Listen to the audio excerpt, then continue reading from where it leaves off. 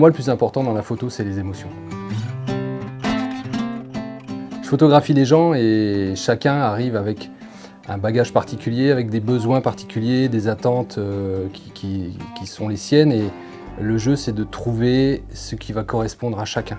Donc, quand on fait du portrait, la relation entre le client, le modèle et le photographe, c'est très important et on doit travailler dans la confiance. Si on n'a pas cette confiance qui s'installe, on n'arrivera pas à avoir le meilleur de ce qu'on peut tirer du modèle. C'est un équilibre entre ce que veulent les gens, ce que le photographe peut faire, sait faire, veut faire. Et c'est ce jeu-là qui va être intéressant à trouver. Et ça va passer par une discussion préalable. Qu'est-ce qu'on va vouloir mettre en avant? Pour du portrait professionnel, par exemple, selon la profession de la personne, selon le public à qui elle va s'adresser, on ne fera pas du tout les mêmes photos. On va d'abord étudier à qui elle s'adresse et à partir de là, on va travailler sur l'éclairage, sur le fond, sur sa posture, sur son sourire. Et c'est tout cet ensemble-là, cet équilibre qu'on va trouver qui va faire que la personne sera fière de son portrait professionnel et qu'elle pourra le brandir à bout de bras sur les réseaux sociaux en disant « Voilà, c'est moi, je suis fier de ce que je suis et j'assure dans mon job, vous pouvez me croire, vous pouvez m'embaucher. » Voilà, ça c'est l'objectif que j'ai à chaque fois pour du portrait professionnel. Pour la photo de famille, il s'agit de passer avant tout un bon moment au studio et de venir partager un bon moment en famille. Et c'est là où vraiment on va aller chercher les émotions. Finalement, ils ne se rendent pas compte à quel point ils sont photogéniques. Tu t'es lâché, tu m'as fait confiance, tu t'es fait confiance. Et c'est ce jeu de confiance et de relation qui va permettre de sortir le meilleur, quoi. Pour moi, la meilleure façon de profiter de ces émotions et de ces histoires qu'on aura racontées, c'est vraiment un support durable, un support facile à ranger, facile à retrouver, qui ne se périme pas, c'est-à-dire du papier, des tableaux, des albums, qui vont permettre de profiter de ces photos très longtemps.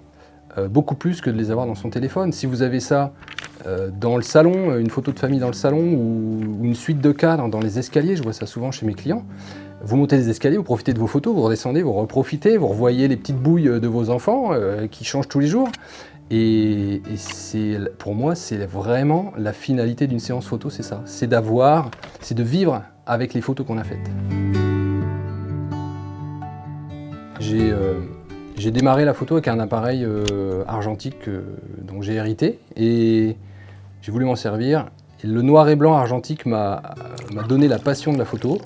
Je pense qu'aujourd'hui en photo, on a le meilleur des deux mondes puisqu'on peut mélanger les techniques, on peut ne faire que du numérique, on peut ne faire que du noir et blanc ou hybrider les deux. Et ça permet une richesse de résultats, d'interprétation phénoménale. Je suis assez simple et j'aime les choses simples, donc j'aime les matières brutes, le métal, le bois brut, tout ça, ça me parle. En musique c'est pareil, j'adore le blues, je joue de la guitare, j'aime la guitare folk, la musique folk qui se rattache à la terre, j'aime les choses comme ça, je suis issu du milieu terrien, paysan aussi, et j'aime quand c'est simple. La simplicité de la photo elle-même permet d'aller à l'essentiel de ce qui s'y passe. Quelle histoire est en train de se passer, que font les gens? Si c'est du mariage notamment, la lecture de l'action ou des sentiments, des émotions qui sont en train de se passer. Enfin, j'aime bien quand c'est évident, quoi.